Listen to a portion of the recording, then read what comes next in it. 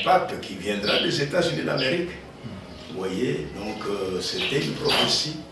Effectivement, cette prophétie-là concernant la personne du pape, ça s'est accompli, parce que l'ancien pape qui vient de partir, il était latino-américain. Et la prophétie parlait du pape venant des États-Unis d'Amérique, qu'on appelait maintenant Léon XIV.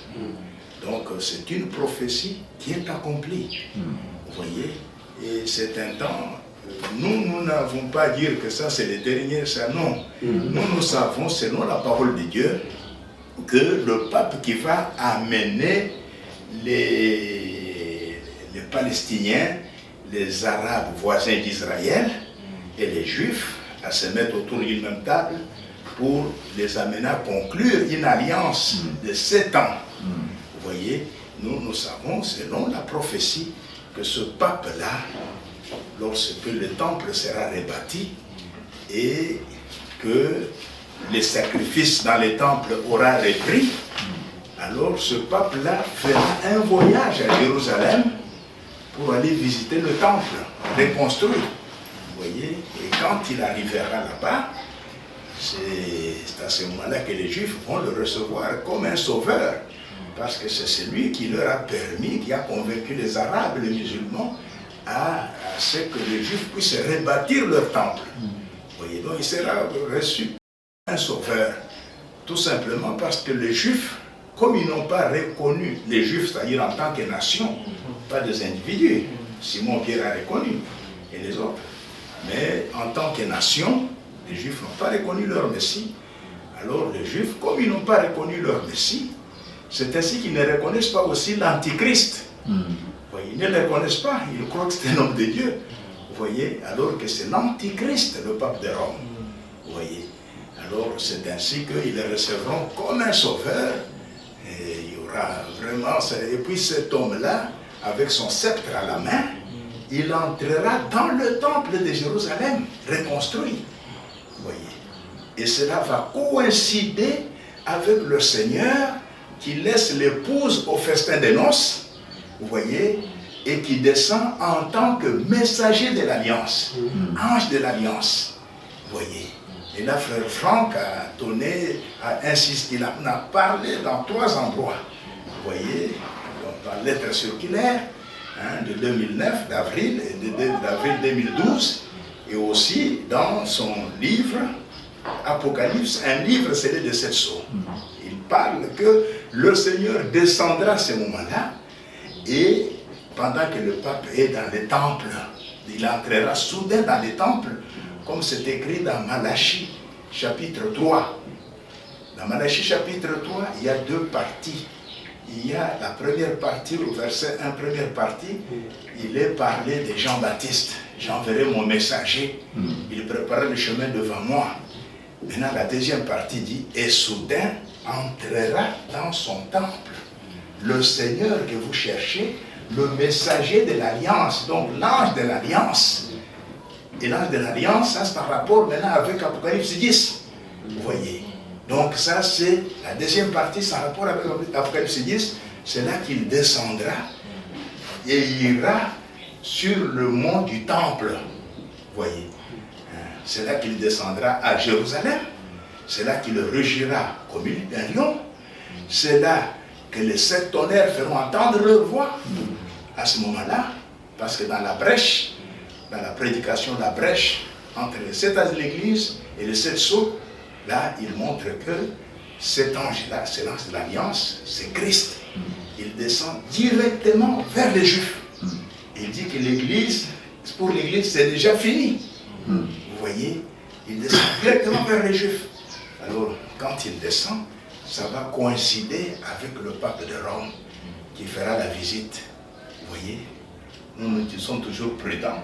On ne dit pas que c'est celui-ci. Mais si c'est celui-ci qui conclura l'alliance, alors ça sera lui à ce moment-là. Vous voyez, alors, c'est ainsi que le Seigneur en descendant, personne ne le verra. Il va seulement avec ses lèvres, sa parole, l'anéantir. Pour accomplir Thessaloniciens chapitre 2 et aussi Ésaïe 11, 4. Vous voyez, par le souffle de ses lèvres, il fera mourir le méchant. Donc Donc cela s'accomplira là, à Jérusalem. Et après avoir fait ça, alors il ira maintenant sur le mont du Temple, là où seront rassemblés les 144 000. Parce que le mont du Temple, là, de Jérusalem, c'est une partie du mont Sion. Selon Apocalypse 14, on a vu le Seigneur sur le mont Sion avec les 144 000. C'est sur le mont du Temple qui est une partie du mont Sion. Vous voyez, il va maintenant, eux vont le voir. Et ils le verront, mais les autres ne le verront pas. Hein, il se révélera à eux, ils le verront, ils verront ses mains, tout bien ses plaies, ses cicatrices. Et il leur a dit, mais il leur dira, c'est ici à Jérusalem que je les ai reçus. Vous voyez, et ils vont pleurer. Hein, vous voyez, et pendant qu'il est avec eux, nous au ciel, l'épouse, nous chanterons des cantiques. Et la voix va retentir sur le mont Sion.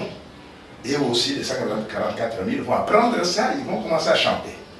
Vous voyez, alors après ce temps-là, le Seigneur va nous rejoindre au ciel, au festin des noces. Vous voyez, et ils vont se séparer, ils vont pleurer, chaque famille séparément, ils vont, comme cela est dit dans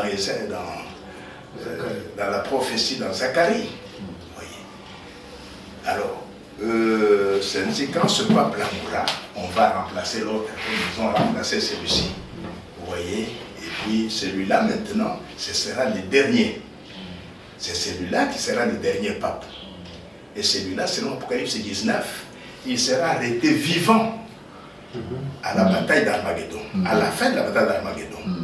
Celui-là, on arrête vivant avec le chef politique de l'Union européenne. Vous voyez, on va les arrêter tous vivants et on va les jeter dans les temps de feu, ardent de feu, de soufre.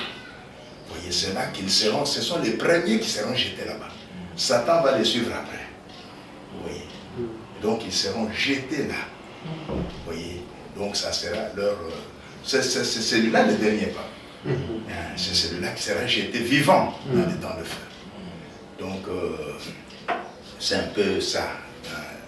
Mais nous, on ne peut pas commencer à dire, non, c'est celui le dernier. Et selon la prophétie pas la prophétie même, c'était une prédiction du prêtre Malachi, un prêtre catholique. On ne sait pas, avait-il un songe où il a vu que depuis que son songe-là, il a compté à partir de telle année, jusqu'à la fin, il y aura autant de papes. Vous voyez, mais nous ne sommes pas dans les calculs. Nous, ce sont ça aux témoins des Jéhovah et aux catholiques. Nous avons besoin de la précision. Vous voyez, on n'entre pas dans les calculs, dans les spéculations, non. Parce que quand Malachi, il compte là les catholiques, ils prennent Pierre comme le premier pape. Alors que nous savons que Pierre n'était pas pape. Vous voyez, c'est déjà une tromperie. Vous voyez. Donc voilà ce que j'ai voulu vous dire. Juste rendre grâce à Dieu pour ce qu'il a fait pour nous. Donc que Dieu soit loué. Amen. Et remercié pour ça. Amen. Que Dieu vous bénisse. Amen. Priez, continuez à prier pour nous. Amen. Pour une précision, ce que Frère Branham a parlé, c'est dans la brochure Les Actes du Saint-Esprit, prêché en 1954, au paragraphe 87. Vous pouvez écouter ça, je lis. Je crois qu'un de ces glorieux jours, quand cette confédération des églises unies se rassemblera, et que selon la prophétie, le nouveau pape issu des États-Unis sera installé là-bas, alors ils feront une image à la bête. Et je vous l'ai dit, la véritable église de Dieu sera forcée de se rassembler. Les vrais, les véritables croyants qui sont parmi les méthodistes, les baptistes, les presbytériens, les pentecôtistes, les nazaréens, les pèlerins de la sainteté, que sais-je encore, se rassembleront et seront cimentés par l'amour de Dieu. Alléluia. Ils formeront le corps du Seigneur Jésus-Christ. Alléluia. Tous les croyants. Alléluia.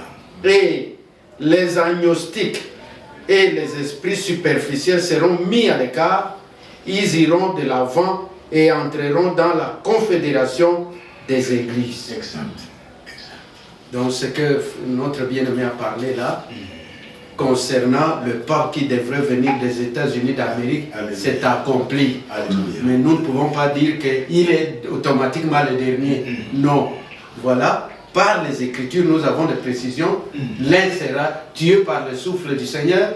L'autre sera jeté vivant dans les temps de feu. Amen. Nous ne sommes pas dans des calculs là. Ceux qui calculent, c'est leur affaire. Exact. Que Dieu soit loué pour la lumière. Alléluia. J'aime Jésus. J'aime Jésus.